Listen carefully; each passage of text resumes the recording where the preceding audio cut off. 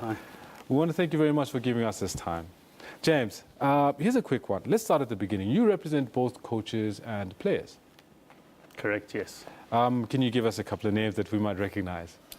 Yeah, I mean, recently on the overseas movement, we're part of doing Franco van der Merwe's deal overseas now to Ulster. We've had Keegan Daniel now that's also heading over to Japan, and recently JP Peterson extending his contract in Japan. All right.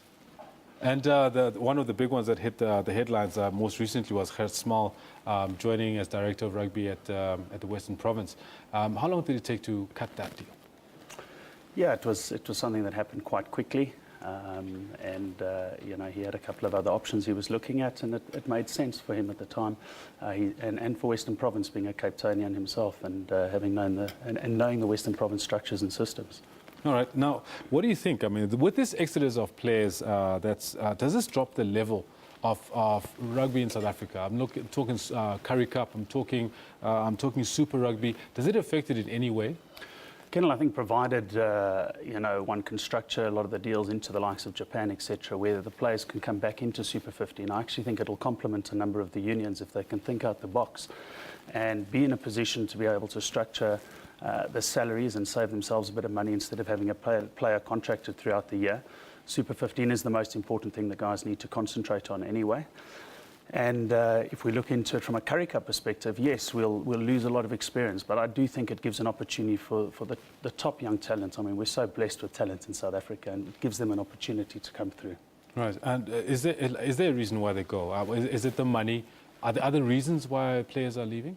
I think we have to look at it a combination of things. You've got individuals that are at that stage in their career. They're heading towards the end of it. They've got to maximise their revenue before their time is up in rugby. And you know, they need that opportunity. They want to go and explore something different, and they need to make their revenue, you know, at the end of the day.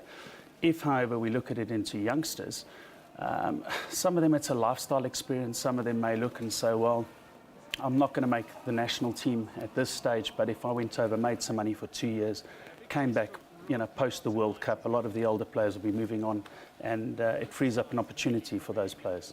All right, and now just to contextualize a little bit about this, I do know that it's been made public, the round figures of what Brian Habana, who's playing in Toulon now, isn't it? Mm-hmm. What he's making per month, some 50,000 euro, something like that. That's how big that deal was. Not necessarily a player that you represent, but what are we talking about in the range of? I mean, a South African contracted player to Saru versus somebody who's contracted to a big club like a Toulon or a Saracens.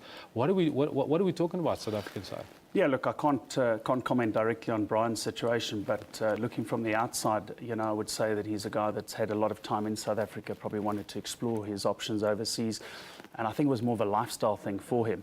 He makes great money, you know, from a South African context, in essence. No, for sure. What I'm actually hoping to get is, like, so that our viewers can get an understanding pretty much why somebody would actually consider possibly not playing for the Springboks, because there might be issues which we'll touch on just now, and go and play overseas.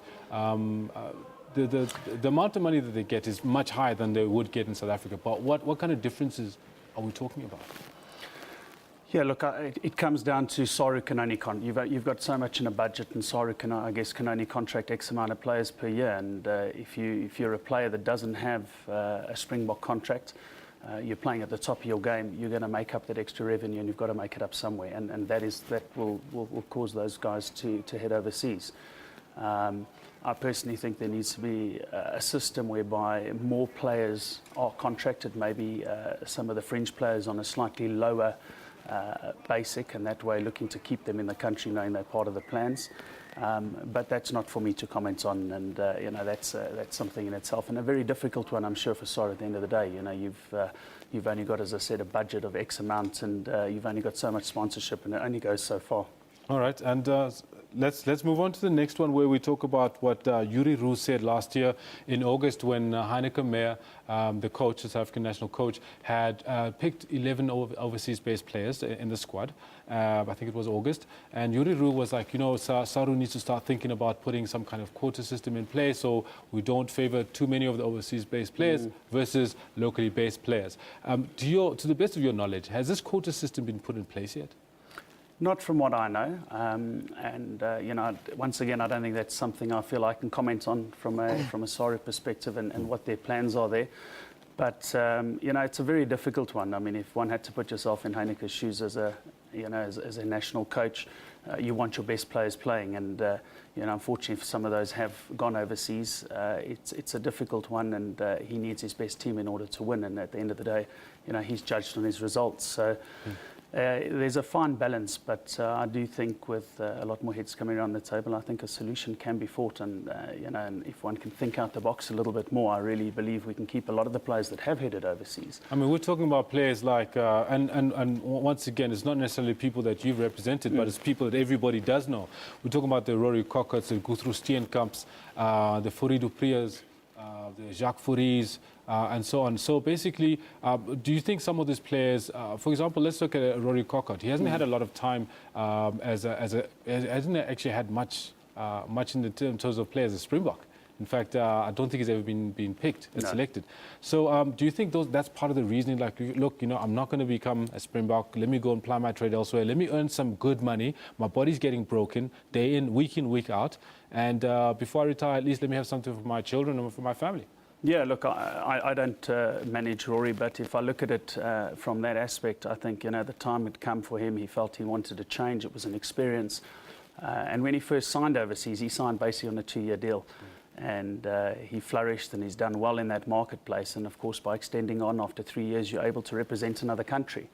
And I guess that option probably has been presented to him. We, as I said, have got some phenomenal players within South Africa.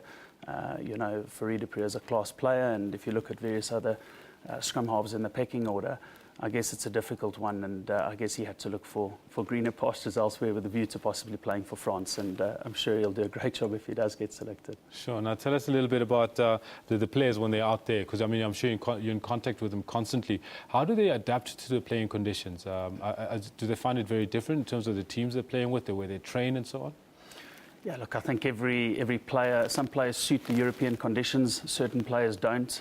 If we look at it, European rugby is a lot slower than your likes of Super 15, and Japanese rugby is a lot quicker than European rugby, and there's more of a parallel to Super 15, although it's not as physical, it's not as technical, and there's not as many skilled players there. The speed of the game is very quick.